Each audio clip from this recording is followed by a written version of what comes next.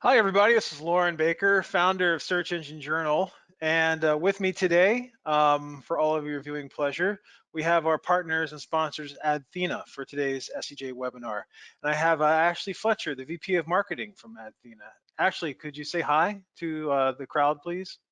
Hey everyone, great to be here. Looking forward to telling you a good story.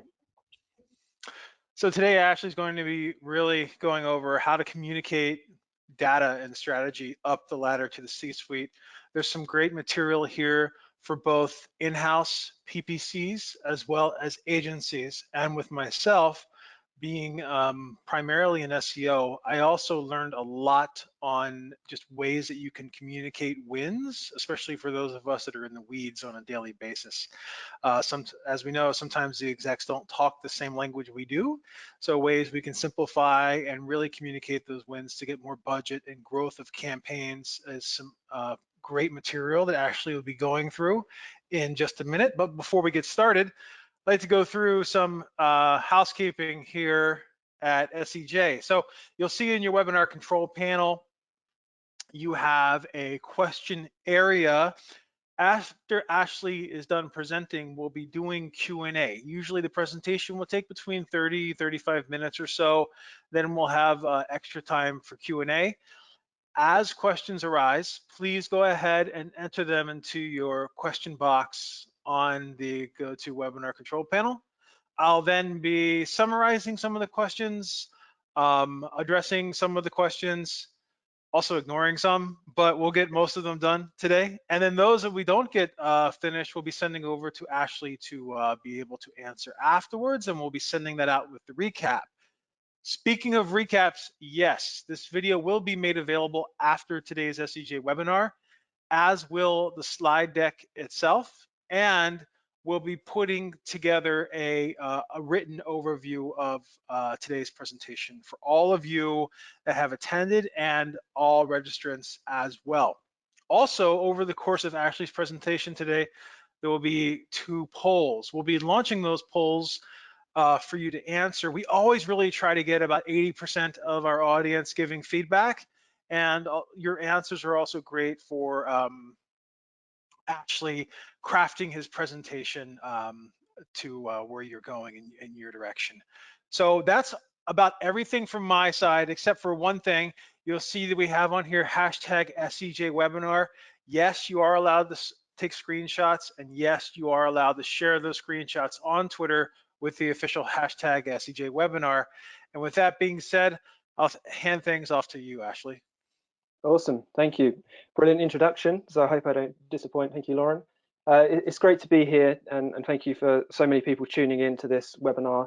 It's highly topical right now with paid search and the C-suite and execs as to how they're acting at the moment. I think it's a time of change for everyone as we're in this pandemic across the globe as well.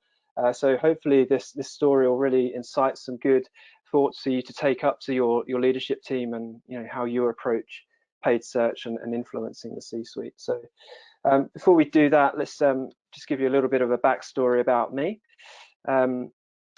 So I've got some numbers here that I'll quickly talk to. So the 2.4, it's actually a reference to a British TV sitcom, 2.4 Children. So have young family. The 0.4 actually refers to the father in the family, because I am a bit like a man-child myself, because I'm reliving my youth through my children at the moment. So the references to Turtles, Transformers, Trolls, all of that is like reliving those years again, really. So that's the 2.4.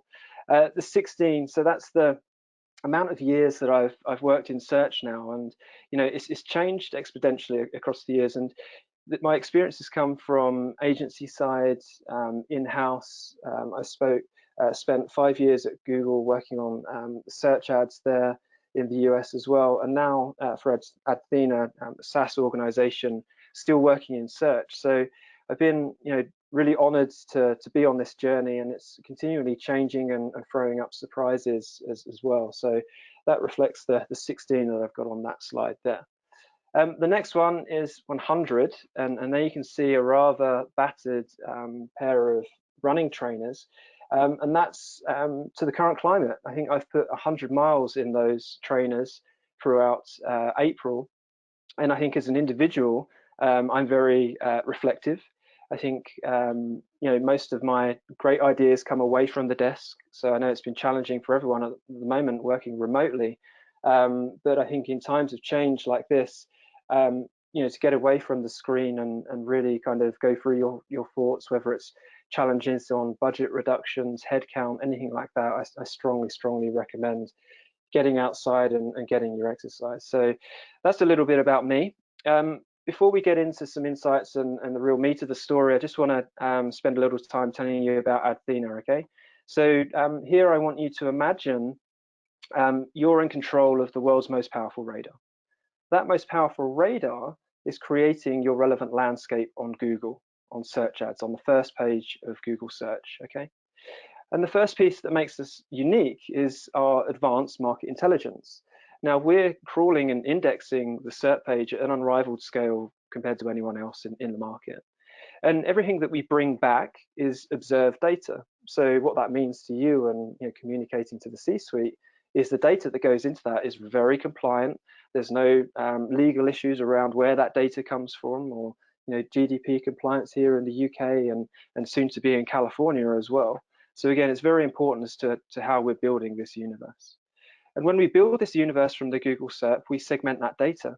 Okay, so everything that you know is segmented to all of your categories, whether you're retail, segments, whether you have a product lines.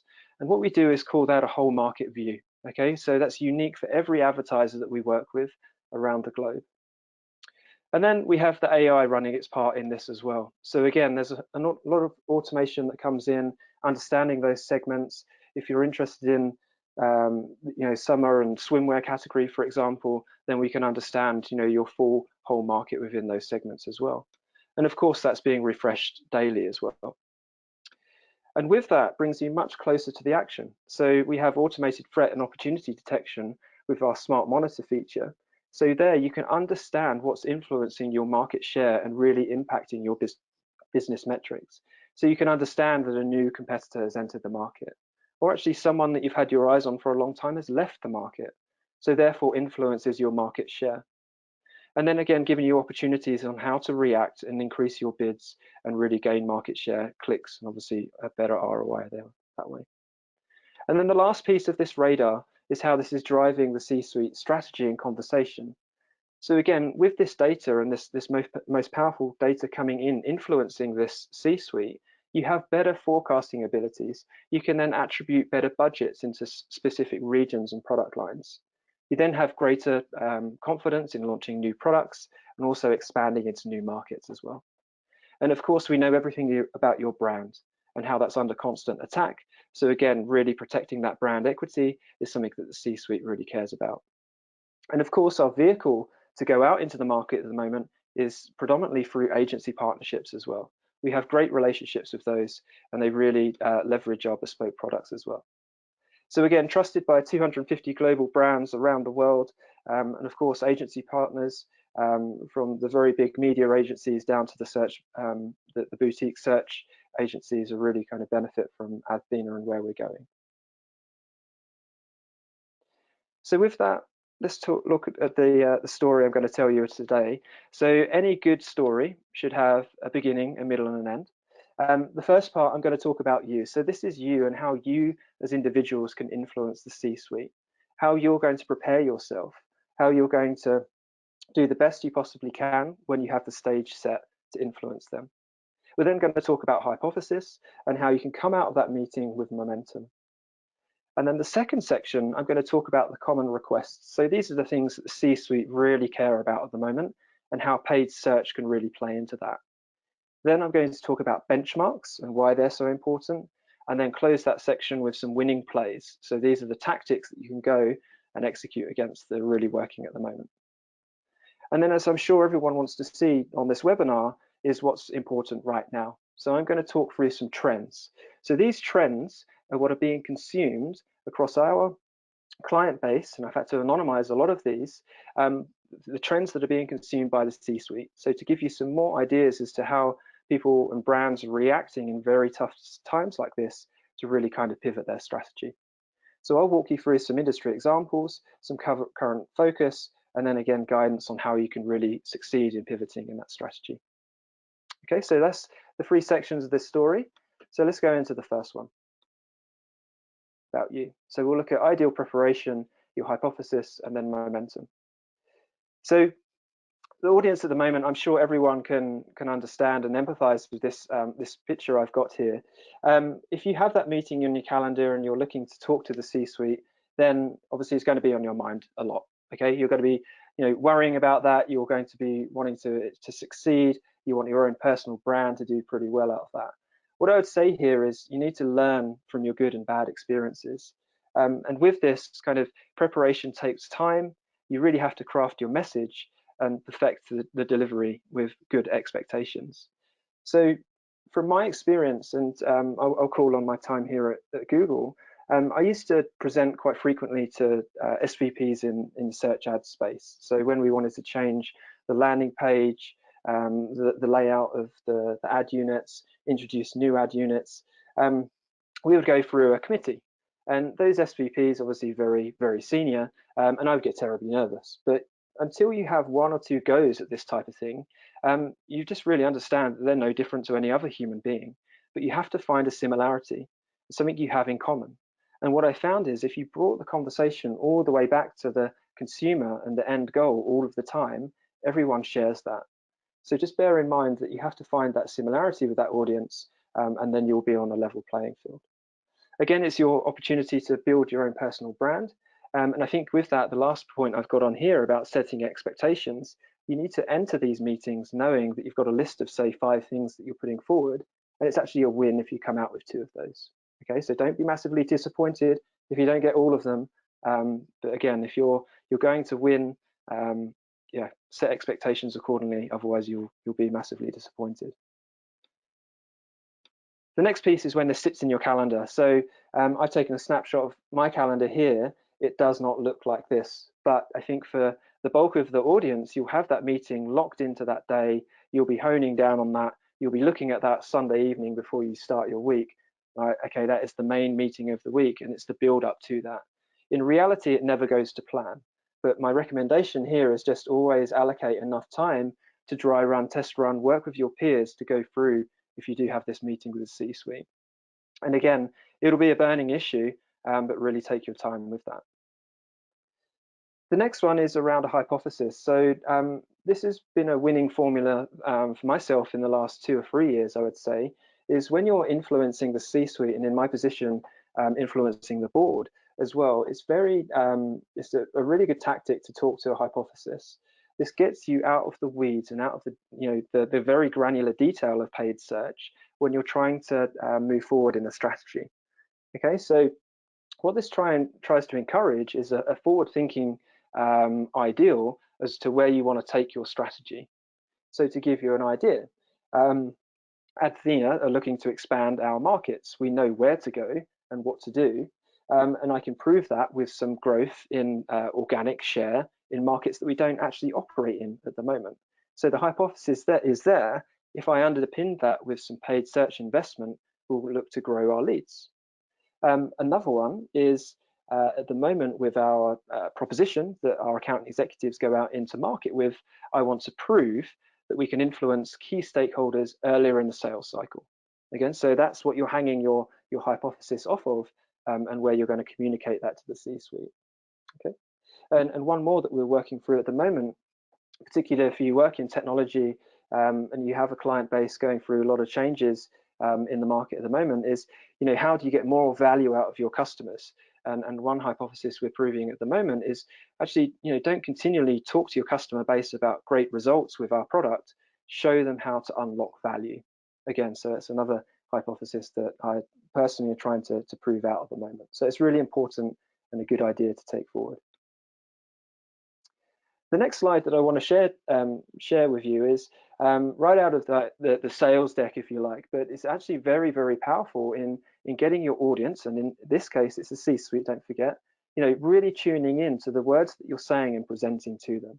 So at all times, you need to stay strategic, okay? You need to be on the front foot and looking forward as to where you're going with the C-suite and the vision you're casting for them.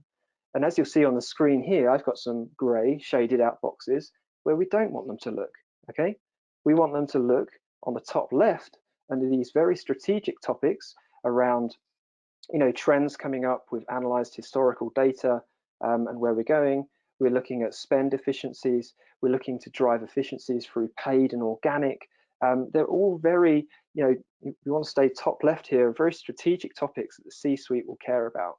We do not want to talk to this audience about the amount of new keywords we're going to find, or an ad copy that we've just written, or a key message.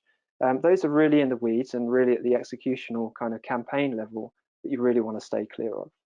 So again, drive the audience towards strategic topics here.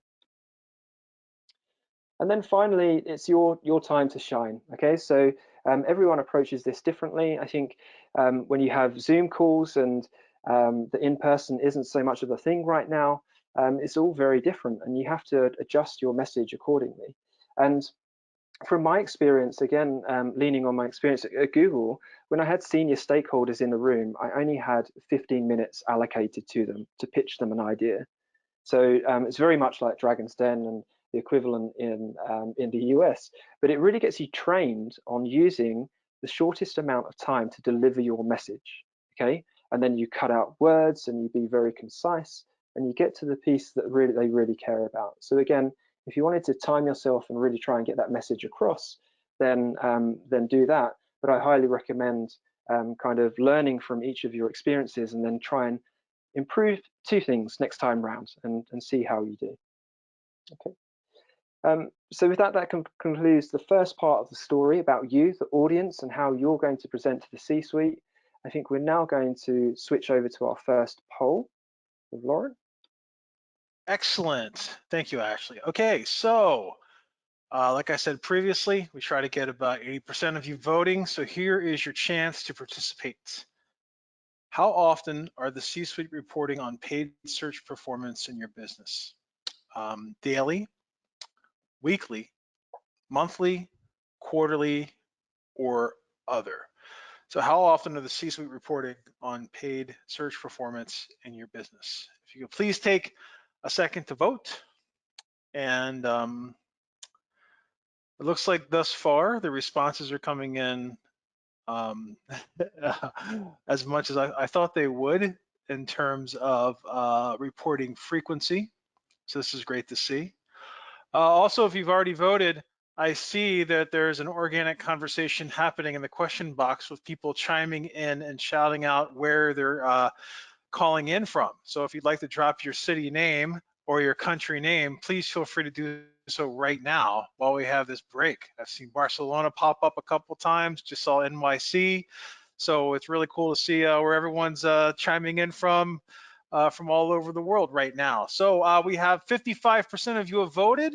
I'm gonna give a couple seconds for those who haven't. 5, 4, 3, 2, 1. Okay, closing the poll and sharing the results. So actually, I'm not sure if you can see the results or not, but it looks like the vast majority is monthly, right? With 40%. Then quarterly, 20%. Weekly, 19%. So almost the same exact amount of you are reporting this up the ladder weekly and quarterly. What I expected daily is at 2%, right? So tall order, that one. Yeah, and other, 18% other. So for those of you that voted other, if you could leave something in the question box real quick, but I'm thinking that might be maybe bi-quarterly, every 6 months, maybe annually, right? So really interesting stuff to see here as it comes in. And a couple of people have said they do no reporting of the ladder at all, so that's interesting as well. So hiding the results right now and giving things back to you, Ashley. Awesome.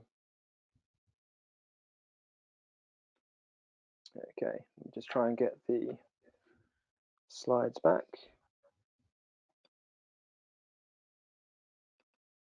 Yeah, it looks like we might be having that little hiccup that we had on the run through. Yeah, it's okay. Let me fix that.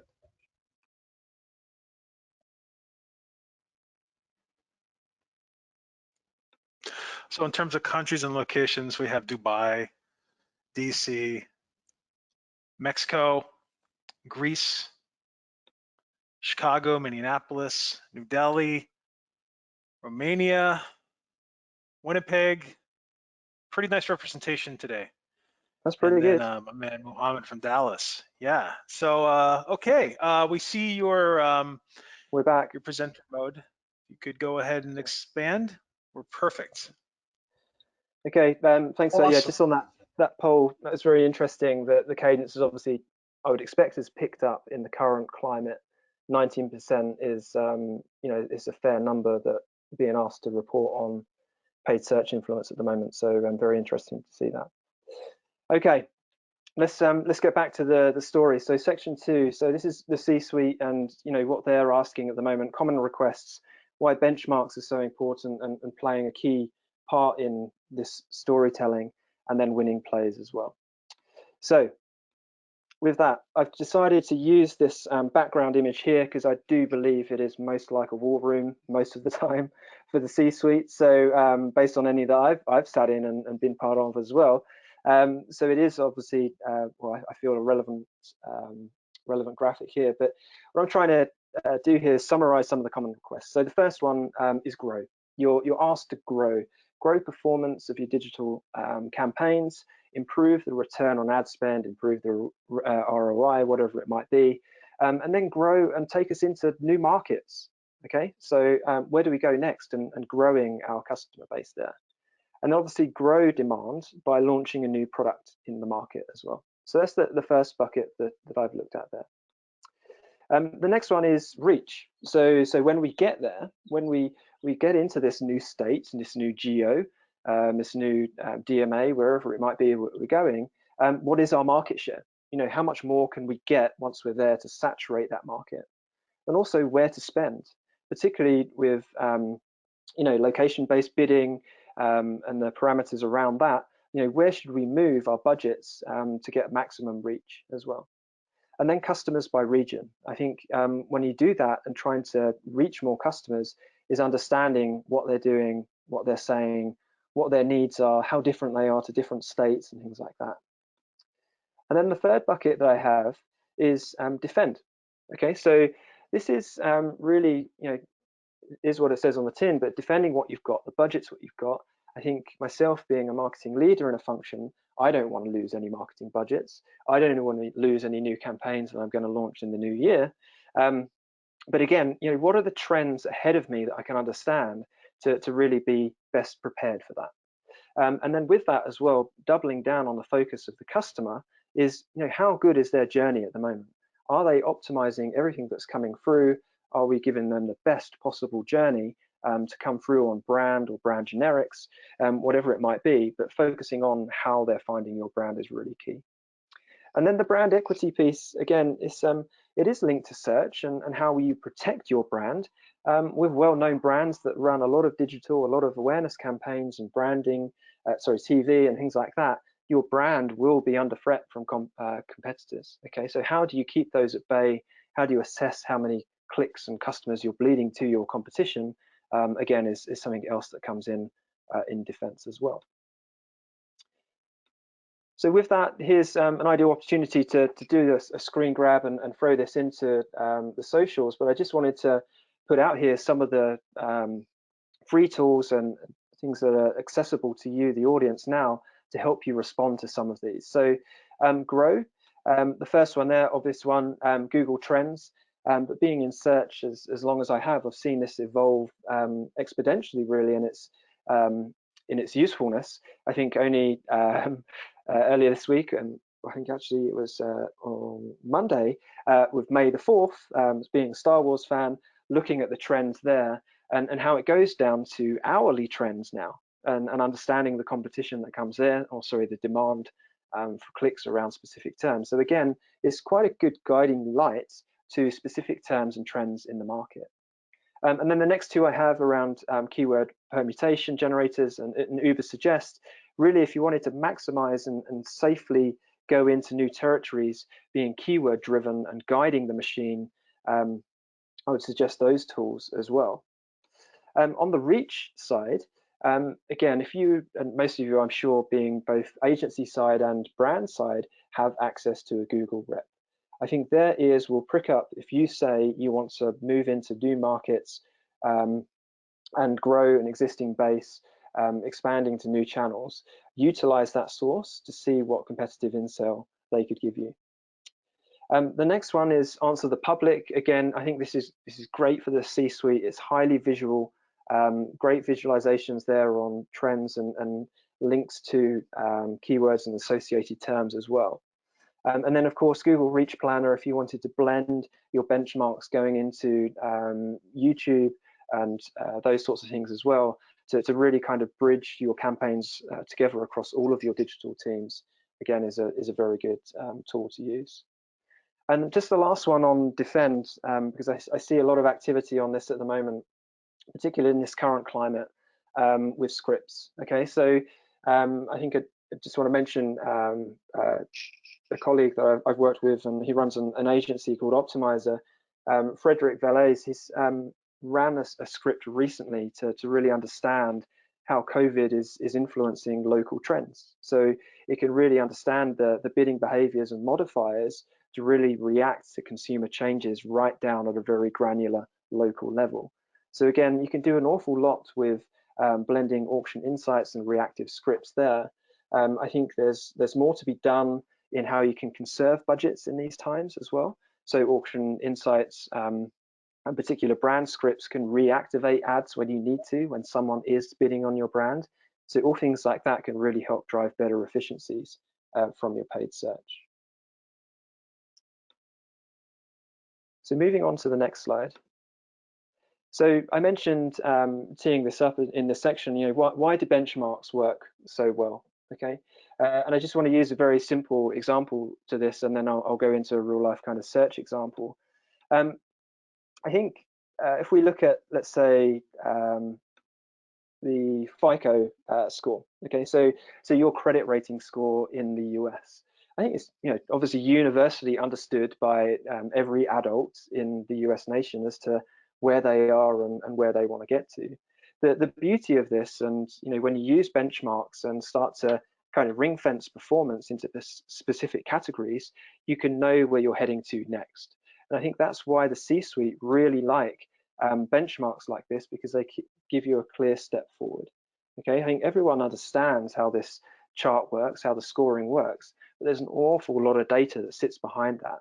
And I think you can get to a point where you can benchmark what you're doing and take that to the C-suite, then I think it's very, very powerful. And why the C-suite care about that, it will bring success, okay? Because if you level set where you are and go forward, your team, your company, you will win awards. Not just awards, you'll probably win new customers as well, because the campaigns are doing what they're said to on the tin. But then obviously the C-suite obviously wants to be a winner. So you want to win your category, you want to own the market share, you want to be the leader in what you do. So again, another Brit reference here, and I know James Corden's doing particularly well over in the US right now. So with that, here is an example of a benchmark that you could talk to at C level, okay? So the C-suite would consume this. You would say, right, I'm Citi.com. We started off with 0% market share, okay, on travel credit card terms. Okay, remember our technology goes broad and vast on those related topics, so we wouldn't be limited to one or two related terms. So this is looking at that segment. And Citi started at 0, okay? And now they've successfully gained market share over the past 4 weeks. And they've gained a share of clicks in this particular auction in the US. So what that means for the C-suite is it's proof that your strategy is working. When you talk to the C-suite and say, here are the results of the campaign that we've launched, you know you're heading into the right direction, okay? You're acquiring customers from that. Obviously, these are new customers as well, because you're entering a new category and adding new people to potentially cross-sell, upsell, whatever it might be. But again, it shows there's more opportunity ahead. Looking at just this insight from Athena here, they successfully gained 25% market share on these terms. There is far, far more to be had if they understood this particular battleground. So all in all, it's driving an awful lot of confidence for the C-suite to make decisions on. So to close out this section, I'm just going to talk to some plays. So these are the plays that you would take to the C-suite, the things that are winning at the moment, and my advice for next steps. So the first one on grow, you saw on the one where I suggested taking screenshots with auction planner and scripts and things like that. You have to grow wisely. If you're not using observed data, it's going to make this strategy very, very high risk. You're going to be flying into new markets, you're going to be doing lots of new spend, and it may not work. If you're not doing it on the best data, it's a very high risk of failure there. The next one is defining your new categories, and this really comes back to the segmentation. So if you took travel credit cards as your key segment to take first, then go on to the next. Try not to take all of these in one foul swoop, because you won't be able to prove you're winning in any one market all at the same time. And then the next one is treat it like you were the product team, bringing new product to market. Okay, so obviously clear dates on when these are coming, the target users you're going against, and when these will launch. I think being aligned with your product team and when these new products need to be taken to market is really kind of critical to your success. But there's a lot to be learned from how the product team operate and obviously bring new features to the market as well. The next one is reach. So it's really critical here, as you saw on the benchmarking example, is to benchmark your position. If you're going to go back to the C-suite and say the progress, you have to have a starting position on where you were. And then look at spend efficiency. Okay, so if you understood the market share, and if you were in a very high position for your ads or whatever it might be, understand the efficiencies on how you could get more or less for your money. You don't want to be burning budget. And then the next one is key, is messaging really. And this is around understanding that audience, and it will vary state by state, city by city, and adapt that messaging. It seems like a search ads 101 in both organic and paid, but if you don't spend good time writing compelling ad copy, it really won't be effective. And then the next one is defend. So again, you have to have the crystal ball and understand, the seasons ahead, particularly in, the current climate. You're really guiding where to go to next, and you need to do that on the best possible data. Again, be 101% customer centric. Really care about their experience coming through to every part of your brand. If they're coming through to customer support, if they're coming through to helplines, if they're coming through to return goods pages, whatever it might be, that you need a clear path to really give them the best possible experience. Both paid and organic are critical to that, because they're really in the pivotal part of the sales funnel, or the customer lifecycle funnel further down the line as well. So you really need to be uber kind of customer centric there. And then defend the brand at all costs. Again, going back to the funnel analogy, if someone's coming through to your brand, then something above the line, TV, press, whatever it might have done, is influencing there to come in on that search.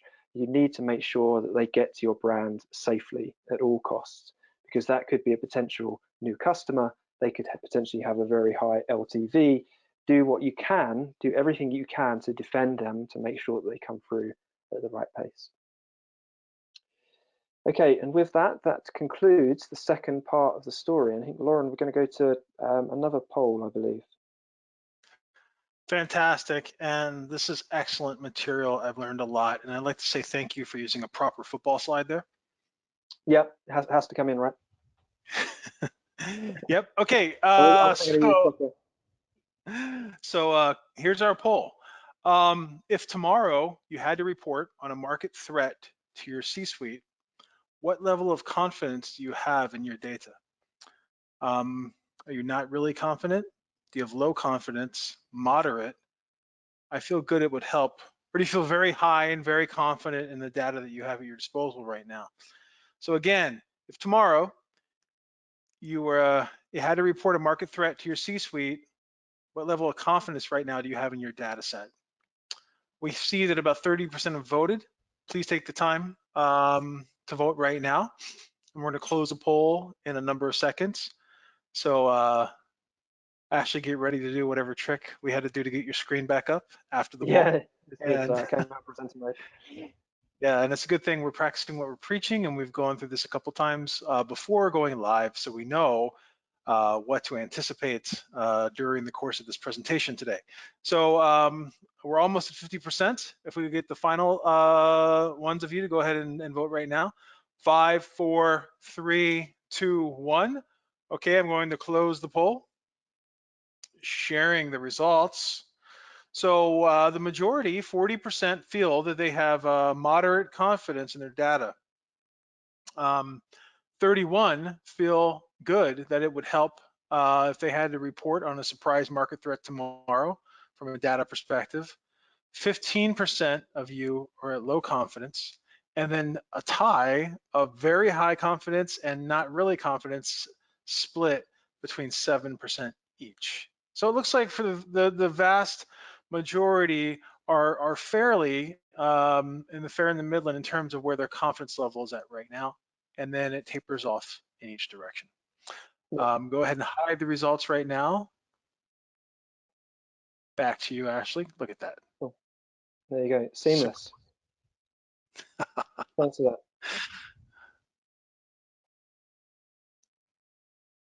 Okay, so let's get back into the final parts. So the final part of the story, let's look at some trends. So again, to talk to this is what's going back to the C-suite. This is what we're seeing consumed at the moment that's influencing C-suite decisions and some of the trends in market here. So hopefully, fingers crossed, there'll be something in here for everyone on this call. The first one that I want to talk to is travel insurance. So this is, of course, if you get on a flight, you go to a location, you need to call on, you have a health issue, whatever it might be. This, without doubt, I think is one of the biggest affected industries through this pandemic. I think we've seen advertisers really kind of shocked to the core as to how this has impacted their business. But what we're seeing is a number of interesting factors across the C-suite and how they're engaging this. So on the left-hand side here, you see a trend chart of some advertisers across EMEA and what's happening here. And we're seeing a lot drop out immediately. Okay, so they're not looking for new business at the moment. Their market's been turned upside down and obviously coping with challenges with COVID and getting across that. But what the C-suite are interested in from a paid search perspective are these things.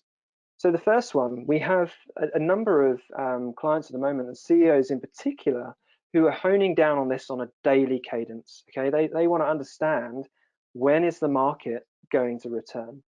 Who's now taking advantage of paid search and in which category? So what we're finding here is this data is bypassing the heads of digital, and actually we're giving logins to the C-suite and CEOs in particular that are actually getting ahead of their digital teams. So again, they're doubling down on what's really happening in this market. And again, it's understanding that there's actually higher volatility in travel insurance across all their categories.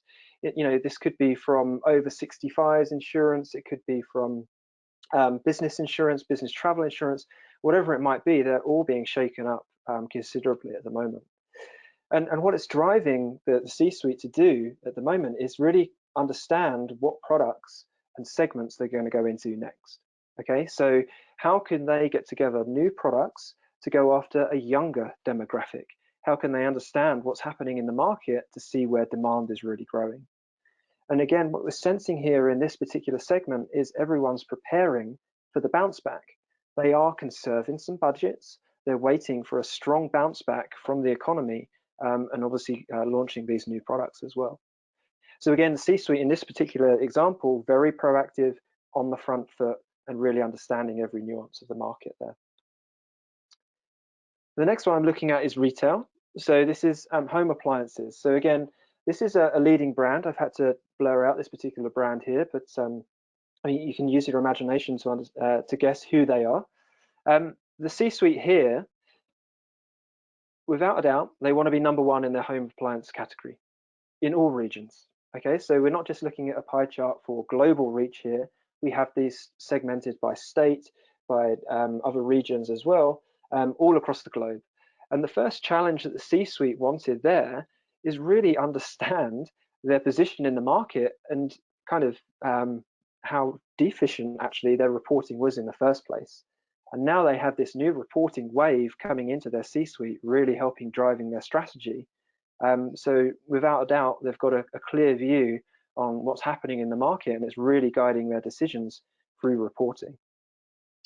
Once they have this level set and understand where they are, obviously their confidence grows, and they are now entering new markets. They're doing land and expand across US regions and EMEA as well. So again, I think here, this isn't just going into the heads of digital. There's a lot of teams looking at this data to really kind of inform their decisions across the C-suite as well. The next one is fashion retail. Again, highly volatile market, and as you can see here, the number of competitors fighting over this particular segment. But I think as far as the C-suite at the moment, very, very big challenges when footfall falls away from physical stores. When malls are shut down and there's nowhere for the public to go, then obviously digital is the place. And we've seen that across all mediums at the moment. All reporters are kind of going mad on this as to how this is the new way of doing things. And without doubt, we're seeing market leaders in this place leveraging this data to really actually try and scale the digital efforts and really make sure they can cope without this shortfall from the physical stores as well.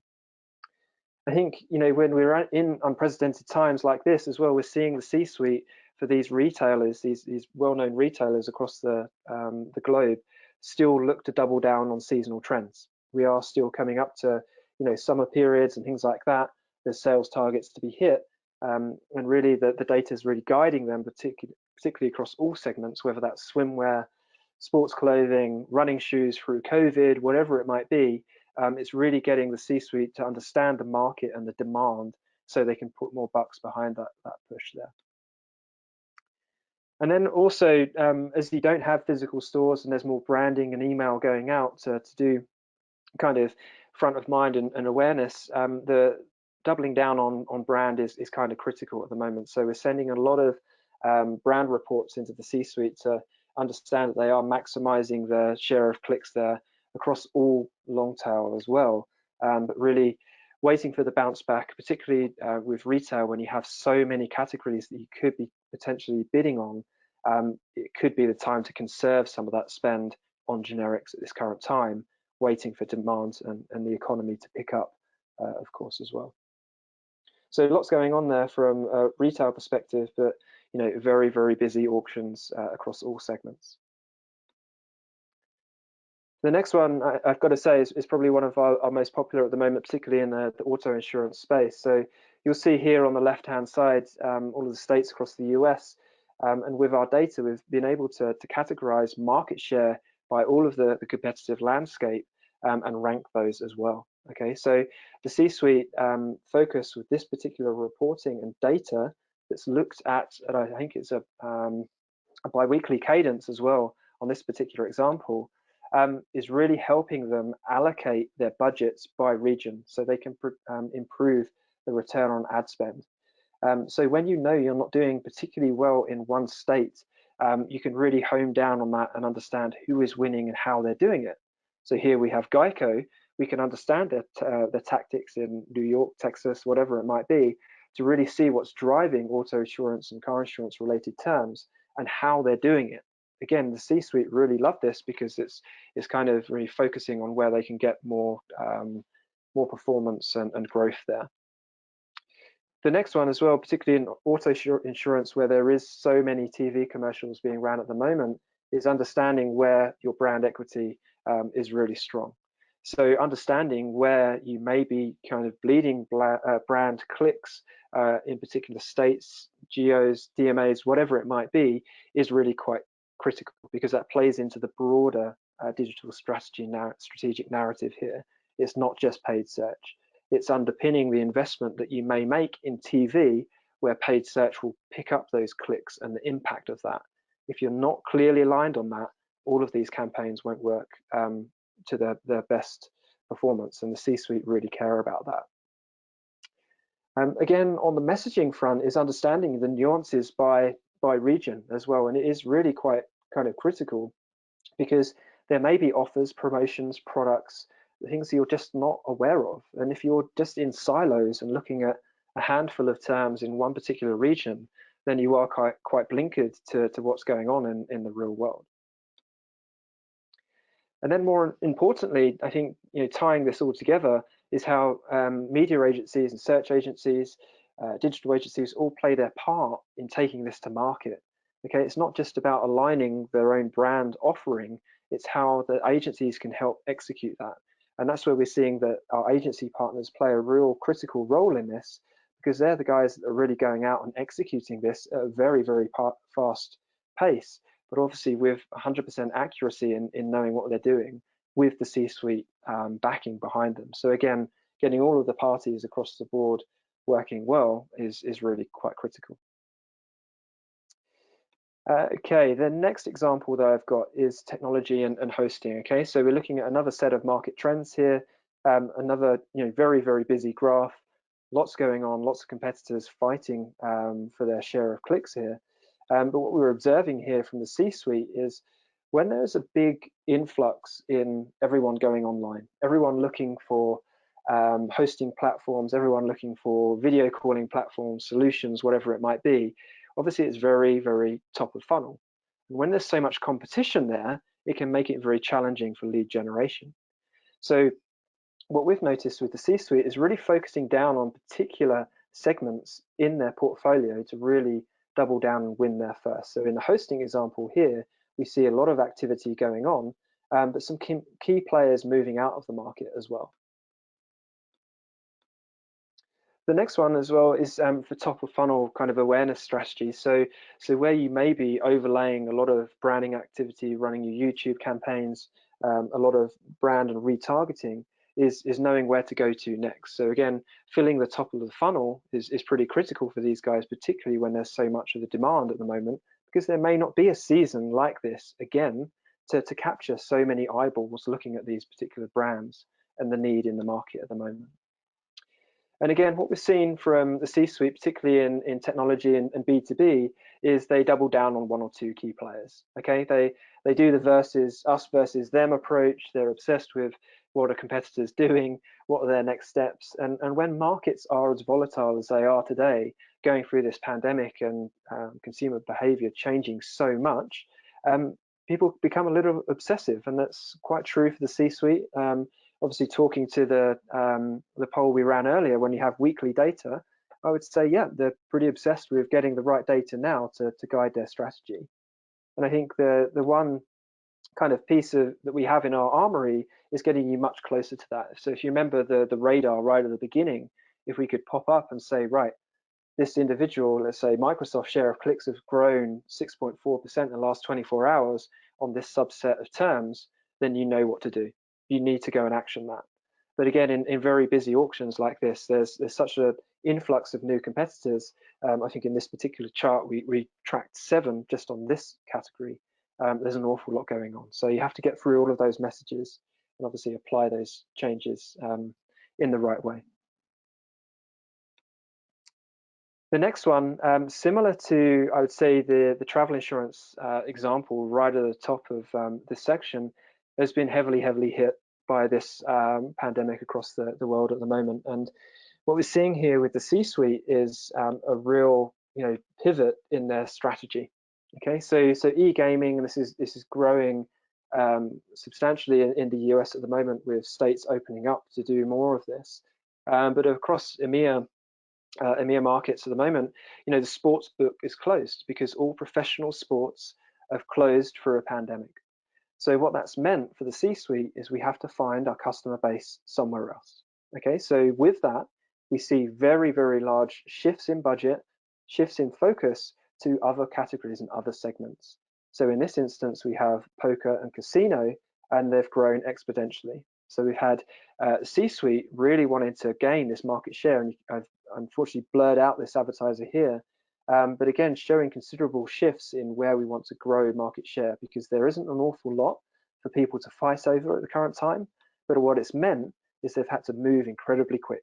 Okay, that isn't just moving some search campaigns, it's moving all of their branding, it's moving all of their agency teams, and getting everyone aligned so they can pivot their strategy over to kind of poker and casino. And again, from here, once you win at this, we're seeing them going into new territories as well. So again, if you look at particular regions, once they've secured this share of clicks in a particular market, let's say I think this is in the UK, they'll then look at the Spanish markets and so on and so on. The last trend that I wanted to leave you with for this section, and this is for everyone that works on the agency side on this call, is in times of change, I think it's important that obviously you react and adjust your strategy accordingly.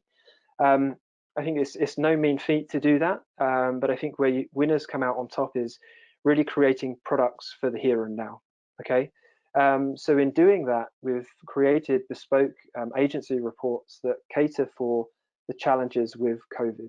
Okay, so this is a report that we would run for our solution services team that really gets into very, very granular detail around everything that's affecting your market across all of your segments.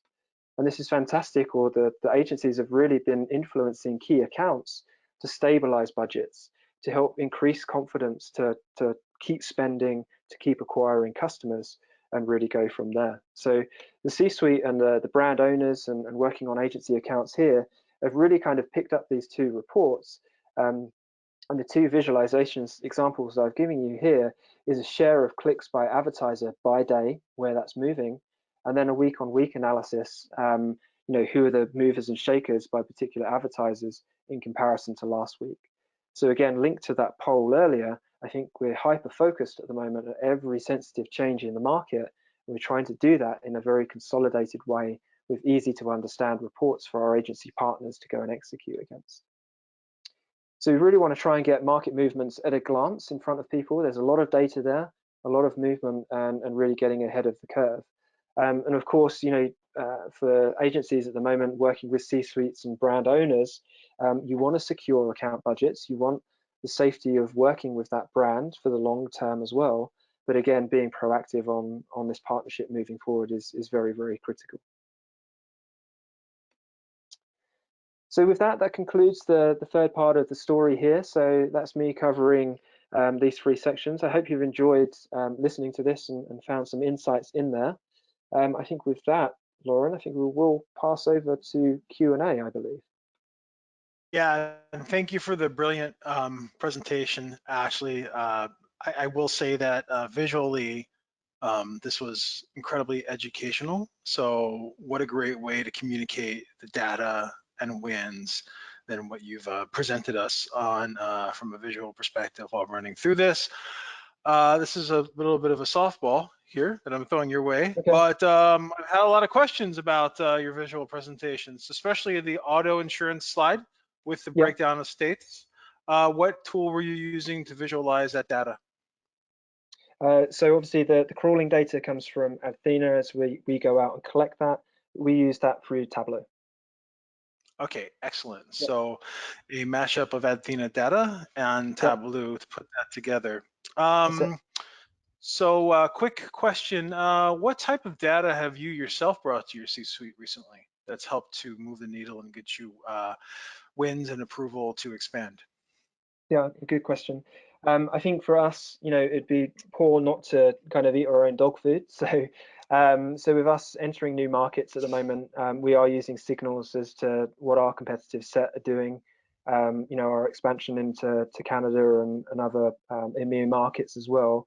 I'm taking forward market share for those as well. From kind of a SaaS standpoint, the other data I'm taking around partners is lead quality at the moment. I think, as everyone can kind of attest to on the call as well, you have to make the right investments at this time. So if we're working with new partners, are they going to deliver the quality that we need? And I'd actually rather pay more, a higher cost per lead at the moment than less as soon as we get the quality. Excellent, excellent. In terms of, you went over a lot of brand defense earlier, and campaigns were, it may be harder to attribute the ROI or the return on ad spend directly. So what techniques do you recommend on selling those hard to attribute campaigns such as remarketing and brand defense? Yeah, it's a good question. I think from a brand defense perspective, we often see when you're not doing particularly well with brand, your spend efficiency is pretty poor. So we run a calculation based on that, based on your position and who's in and around as well. I think just naturally, if you're not doing particularly well at brand in search, you will be pained at the CPCs at the moment, you know, continuing to rise. And I think the biggest win that we have is actually lowering those for advertisers. So again, if you have a clear view of the landscape and how you can put those fixes in place, actually the quickest win is actually reduction in brand CPC is where we see it. Excellent. And we had a lot of questions about the tracking of the competitor spend. Mm-hmm. How deep do you get with tracking of competitor strategy in terms of copy, targeting, regional, etc.? Yeah. Could you get into that for a bit? Yeah, sure. So obviously we run our own spend calculations on everything that we observe out in search landscape. So we've been running, you know, 7, nearly 8 years now. So we have our own proprietary data on that. So, but everything that would come back is observed. So you know, the Geico example, you know, if we indexed everything that they were doing at a higher frequency again, of all of these changes, then we would understand what their ad messaging is, because we would bring that back to part of our application to understand here are some of the key trends in the ad copy that we're seeing, whether there's high empathy or there's high offers coming through. The AI would understand, you know, what we're doing there, or sorry, how their ads are constructed, and bring that back as to be as actionable as possible to our audience. So, you know, the machine smarts come from really everything that we're observing on the search landscape. Excellent. And I really love that example. Have you broken down possible changes to copy and spend state by state, especially ways that you can line up your copy and landing page messaging with offsite advertising as well, right? Whether it's through Yeah, TV or radio and things like that. yeah, Um, yeah. good, good. Social is probably And the strongest link, sorry, that we see. I'm sorry, what was that? So yeah, so aligning social is where we see good synergies as well. So aligning those two Excellent. channels. Love it, love it. So we've had a chance today to really get into communicating that data to the C-suite, right? We don't want to go over like keyword numbers and stuff like that. Making sure your data is available to you at any time, right? If there's a surprise tomorrow, maybe a new campaign is launched, maybe H&M has tripled their spend, leading to the opening up of retailers, right? So what do you do and what can you do to build that case internally? The ability to have this data preset, running, and available at your disposal when needed is pretty important, not only for your quarterly reporting for budget, but also in case of emergencies. So this is a really great presentation today. Just as a reminder to everyone that's still on, which the majority of you are, so that's a great indicator of great information.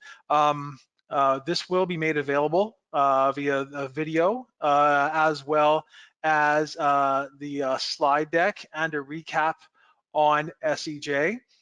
After the presentation today, we're gonna have a quick little survey. If you can give feedback on Ashley, his presentation, and myself, that would be fantastic. Our next SEJ webinar will be on May 20th. This is how e-commerce companies can do more with less shopping ad budget in 2020, brought to you by Longtail UX. Ashley and the team at Athena, thank you so much for sharing this incredibly valuable and timely information today.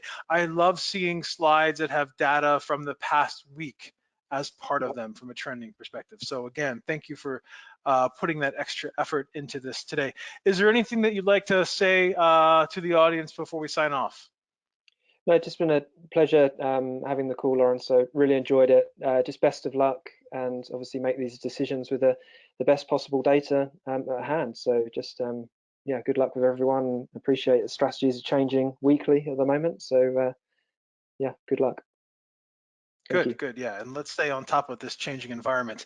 So Yeah. again, thank you very much, Ashley, for the time today, and thank you to all of you that tuned in today. Look forward to the email follow-ups, recaps, and then Ashley will be sending you over some more questions for answering offline that we'll be including in those recaps as well. So have a great day, everyone, and looking forward to your next quarterly reporting.